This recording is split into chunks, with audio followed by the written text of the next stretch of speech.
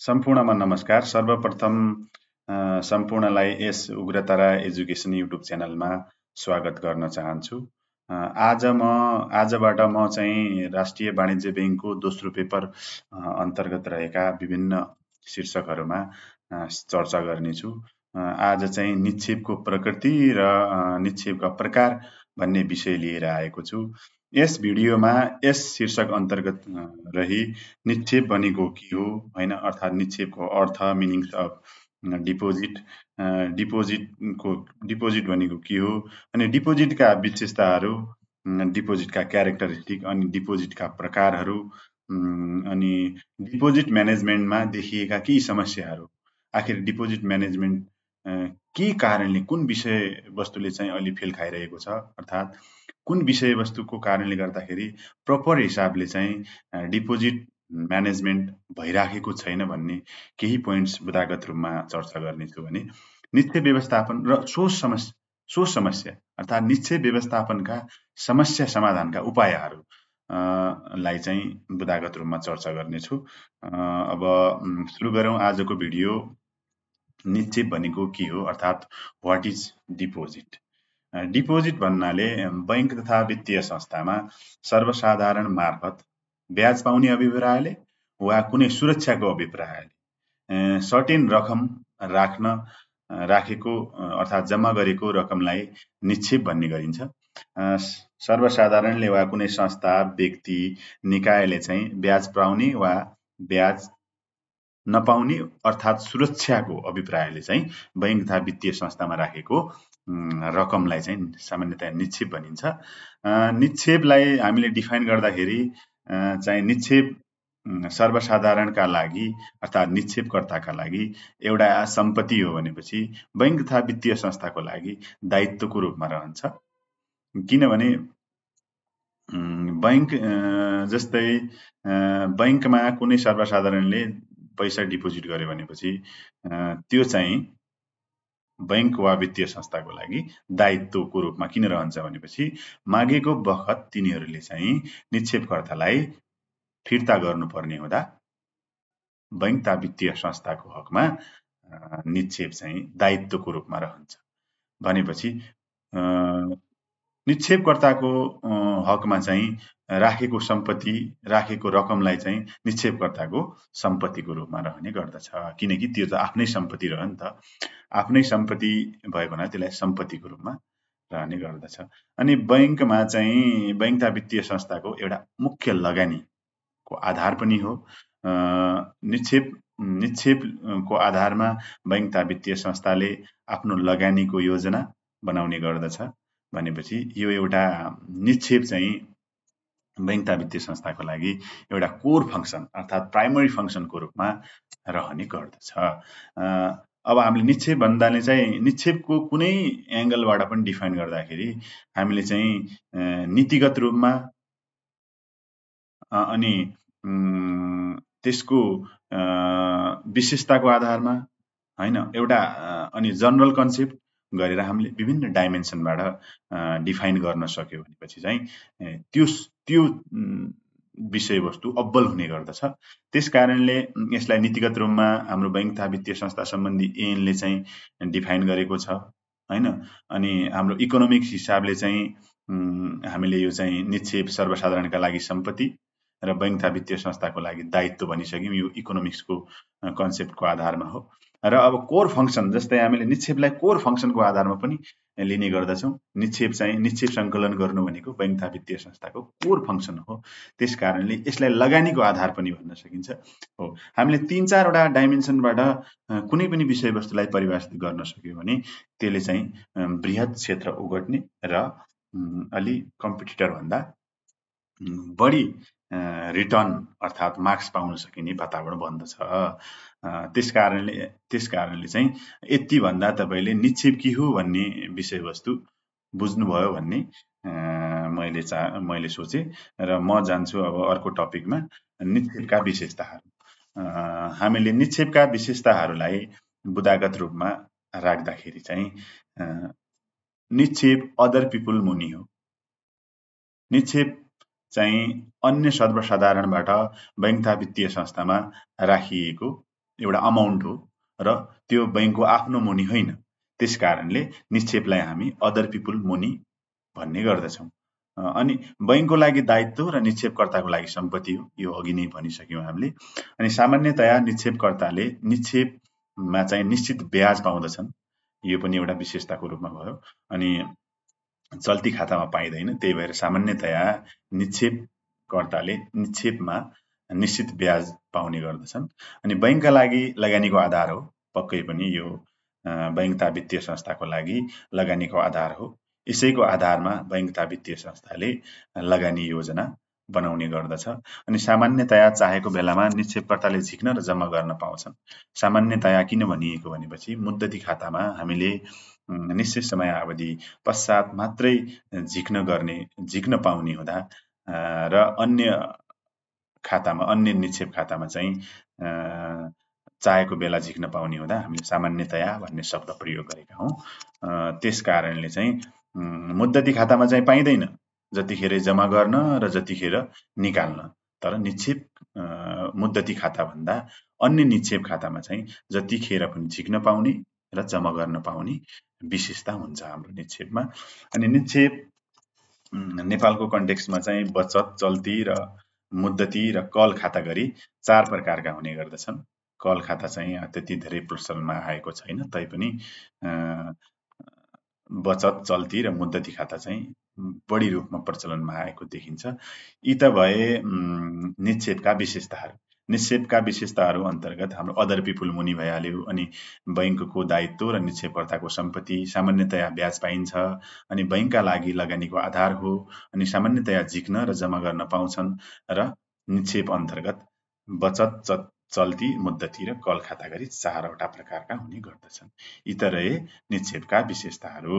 निक्षेपका प्रकारहरू। अब निक्षेपका प्रकार अन्तर्गत अलि बृहत रूपमा हेर्ने हो भने यी 4वटा प्रकारलाई पनि 2टा क्याटेगोरीमा विभाजन गरी 2टा क्याटेगोरीमा चाहिँ क्लासिफिकेसन गरी देख्न पाइन्छ। तर जनरली हामीले चाहिँ निक्षेपका प्रकार अन्तर्गत सरर 5वटा होइन, सरर 4वटा प्रकारहरू चल्ती, बचत, मुद्दती र कल खाता गरी 4वटा सरर लेखिदिँदा हुन्छ। र चल्ती खातामा जाउँ सर्वप्रथम। चल्ती खाता भन्नाले ग्राहकले चाहेको बखत जहिले पनि झिक्न पाउने गरी बैंक वा वित्तीय संस्थामा राखिएको रकम नै चल्ती निक्षेप हो। चल्ती खाता र चल्ती निक्षेप एउटै कुरो हो, त्यो भाषागत फरक मात्रै हो, तर त्यसले खासै फरक पार्दैन। त्यसकारणले चल्ती खाता तथा चल्ती निक्षेप जे भन्दा नि हुन्छ। यो चाहिँ संस्थागत खाता हो। चल्ती खातामा सामान्यतया ब्याज पाइँदैन, यो एउटा विशेषता अन्तर्गत पर्दछ चल्ती निक्षेपको। अनि चल्ती खाता भन्नाले जहिले पनि झिक्न पाउने गरी बैंक तथा वित्तीय संस्थामा राखिएको रकम र ब्याज नपाउने गरी राखिएको रकमलाई चल्ती खाता अर्थात् चल्ती निक्षेप भनिन्छ। खाता भनेको एउटा बनाइएको प्लेटफर्म हो भनेपछि त्यस प्लेटफर्ममा राखिएको रकम नै निक्षेप हो भनेर बुझ्नुपर्छ क्या। त्यसकारणले चल्ती खाता भनेको बनाइएको प्रोडक्ट हो, चल्ती खाता भनेको अर्थात् खाता भनेको निक्षेपको प्रोडक्ट हो। चल्ती निक्षेप भनेको चल्ती खातामा राखिएको रकम हो। त्यसैले चल्ती खाता र चल्ती निक्षेपमा चाहिँ धेरै कन्फ्युज नहुनु होला, यी एउटै कुरा हुन्। त्यसकारणले अब जाउँ बचत निक्षेप। बचत खाता भन्नाले सर्वसाधारणले आफ्नो सानो सानो रकम बचत गर्नका लागि बैंक तथा वित्तीय संस्थामा राखेको अर्थात् बैंक तथा वित्तीय संस्थामा बचत खातामा राखिएको रकमलाई बचत निक्षेप भनिन्छ। बुझ्नुभयो होला नि, यति भन्दाखेरि बुझ्नुभयो भन्ने आशा गरेको छु। कस्तो भनेपछि बचत खाता भन्नाले सर्वसाधारणले आफ्नो सानो सानो रकम बैंक तथा वित्तीय संस्थामा, बैंक वा वित्तीय संस्थामा चल्ती खातामा जम्मा गरिएको रकम नै चल्ती निक्षेप हो भन्नु पर्दछ। यसमा विभिन्न चल्ती खाता हुने गर्दछन्। बैंक तथा वित्तीय संस्था अनुसार चल्ती खाताहरू चल्ती खाता बैंक तथा वित्तीय संस्था अनुसार बचत खाताहरू, विभिन्न बचत खाताहरू हुने गर्छन्। बाल बचत खाताहरू, नारी बचत खाताहरू, विद्यार्थी बचत खाताहरू, सुनौलो बचत, यो बैंक तथा वित्तीय संस्था अनुसार फरक फरक बचत खाता हुने गर्दछन्। अब जाउँ चाहिँ मुद्दती निक्षेप अन्तर्गत। मुद्दती खाता भन्नाले निश्चित समयावधिसम्म निश्चित प्रतिशत ब्याज पाउने गरी बैंक तथा वित्तीय संस्थामा मुद्दती खाता खोली राखिएको रकमलाई चाहिँ हामीले मुद्दती निक्षेप भन्नुपर्दछ। यसमा चाहिँ सहमति अनुसार कम्तीमा 3 महिना राख्नु पर्दछ व्यक्तिगत हिसाबले चाहिँ, अनि संस्थागत मुद्दती खाताको हिसाबले चाहिँ कम्तीमा 6 महिना राख्नु पर्दछ। अनि निश्चित समयावधि पछि निश्चित रकम ब्याज प्रदान गर्ने गरी बैंक तथा वित्तीय संस्थामा जम्मा गरेको रकम हो। यसमा निश्चित समय नपुग्दै निक्षेपकर्ताले चाहिँ रकम झिक्न पाइँदैन र यदि झिक्नै पर्ने भएमा, त्यस्तो आवश्यकता परेमा एउटा मुद्दती रसिद भन्ने हुन्छ, त्यो रसिदलाई धितो राखी चाहिँ लोन लिन सक्दछ निक्षेपकर्ताले। तर मुद्दती खाताको जुन एग्रिमेन्ट अर्थात् त्यो सम्झौता गरेको हुन्छ, निश्चित समयावधिसम्म म राख्ने छु भन्ने कुनै पनि व्यक्ति वा संस्थाले एउटा एग्रिमेन्ट गरेको हुन्छ र त्यो एग्रिमेन्ट तोडेर, त्यो एग्रिमेन्टलाई भङ्ग गरेर चाहिँ पैसा लिन पाउँदैन। यदि पैसा लिनुपर्ने भए त्यो सर्टिफिकेटलाई डिपोजिट अर्थात् त्यो सुरक्षणको रूपमा राखी लोन लिने गर्न सक्दछ, लोन लिन सक्दछ। त्यस्तै कल खाता, यो खाता भनेको बचत खाता र चल्ती खाताको संयुक्त रूप हो, अर्थात् करेन्ट अकाउन्ट र सेभिङ अकाउन्टको हाइब्रिड स्वरूप हो। यसमा केही बचतका विशेषता र केही चल्तीका विशेषता हुने गर्दछन्। यति भन्दा तपाईँले निक्षेपका प्रकारको बारेमा बुझ्नुभयो होला भन्ने सोचेको छु। अब निक्षेप व्यवस्थापनमा देखिएका समस्याहरू, हामीले चाहिँ निक्षेप व्यवस्थापनमा देखिएका समस्याको विषयवस्तुलाई चर्चा गर्नुभन्दा पहिले निक्षेप व्यवस्थापन के हो त भन्ने विषयमा सामान्य जानकारी लिन आवश्यक देखिन्छ। त्यसकारणले निक्षेप भन्नाले त हामीले सर्वसाधारणले ब्याज पाउने वा सुरक्षाको दृष्टिकोणले सर्वसाधारणले बैंक तथा वित्तीय संस्थामा विभिन्न खाता खोली राखेको रकमलाई चाहिँ निक्षेप भनिन्छ भन्यो भने, निक्षेप व्यवस्थापन के हो त भनेपछि निक्षेप व्यवस्थापन भनेको दूर दराजमा रहेको निक्षेपलाई सङ्कलन गर्नका लागि बनाइएका विभिन्न नीति नियम, बनाउने योजना, अनि तिनीहरू निक्षेप सङ्कलन गर्नका लागि विकास गरिने प्रोडक्ट र आखिर त्यो प्रोडक्ट मार्फत बैंक तथा वित्तीय संस्थामा रकम अर्थात् डिपोजिट कलेक्सन गरिसकेपछि अनि त्यसपछि चाहिँ लगानीका प्रोडक्टहरू निर्माण गरुन्जेलसम्मको सम्पूर्ण कार्यलाई चाहिँ प्लानिङ गर्ने, योजना गर्ने, सङ्गठन गर्ने, अनि त्यसपछि चाहिँ तिनीहरूको नियन्त्रण गर्ने, समन्वय गर्ने, विभिन्न कुरा लगायतका विभिन्न कुरा गर्नुलाई चाहिँ हामीले चाहिँ निक्षेप व्यवस्थापन भन्नुपर्दछ। तर यी निक्षेप व्यवस्थापनमा अहिलेको बैंक तथा वित्तीय संस्थाको प्रवृत्तिमा चाहिँ निक्षेप व्यवस्थापनमा देखिएका समस्याहरू के छन् त भन्ने विषयमा अब जान सकिन्छ। अनि ग्राहकको आवश्यकता अनुसार निक्षेप प्रोडक्टको अभाव हुनु र ग्राहकको कुनै पनि बैंक तथा वित्तीय संस्थामा, कुनै पनि बैंकमा चाहिँ ग्राहकको आवश्यकता अनुसारको प्रोडक्टहरू कमै भएको पाइन्छ हैन। त्यसकारणले अभाव भएको कारणले यो एउटा समस्या छ। अनि निक्षेपको ब्याज दर निरन्तर परिवर्तन भइरहन्छ। अनि हाम्रो चाहिँ नियामक निकाय नेपाल राष्ट्र बैंकले बैंक तथा वित्तीय संस्थालाई ब्याज दरको सम्बन्धमा विभिन्न नियम तथा नीति निर्देशन जारी गर्ने हुँदा निक्षेपको ब्याज दर निरन्तर परिवर्तन भइरहँदा चाहिँ सर्वसाधारणले निक्षेपको रूपमा रकम जम्मा गर्न प्रभावित हुने गर्दछ। त्यसकारणले यो एउटा समस्या हो। यो समस्याले चाहिँ सर्वसाधारणको बचत गर्ने बानीको विकास हराउँदै गइरहेको पाइन्छ। अनि न्यून ब्याज दर भयो भने घरमा राख्नु र ब्याङ्कमा राख्नुको त्यति तात्विक फरक नआउने हुँदा त्यस कारणले चाहिँ तिनी सर्वसाधारणहरू बचत गर्नुभन्दा घरमै राख्नु राम्रो छ भन्ने गर्दछन्। यो समस्या दोस्रो समस्याको कारण। अब तेस्रो समस्यामा जाउँ। निक्षेप खाताहरूबीच सन्तुलन नहुनु। निक्षेप खाताहरूबीच सन्तुलन नहुनु भनेको के कुरा भनेपछि हामीसँग निक्षेपका प्रकारहरू अर्थात् निक्षेप खाताहरू अर्थात् निक्षेप डिपोजिटका टाइप्सहरूलाई चाहिँ 3 भागमा विभाजन गरेको पाइन्छ नि त। हो ती 3 भागमा विभाजन गरेको सन्तुलन हुँदैन कि। हाम्रो चाहिँ वास्तवमा भन्ने हो भने बैंक तथा वित्तीय संस्थामा बचत खाताको अनुपात चाहिँ बढी हुनु आवश्यक देखिन्छ के। किनकि सानो सानो रकम सङ्कलन गरी त्यो पोर्सनलाई चाहिँ हामीले ठुलो बनायो भने चाहिँ हाम्रो बैंक तथा वित्तीय संस्थामा चाहिँ तरलता जोखिम न्यून हुने गर्दछ। जस्तै निश्चित समयावधिमा चाहिँ मुद्दती खाताको निक्षेप जान्छ र चल्ती खाताको निक्षेप कतिखेर जाने हो थाहा हुँदैन।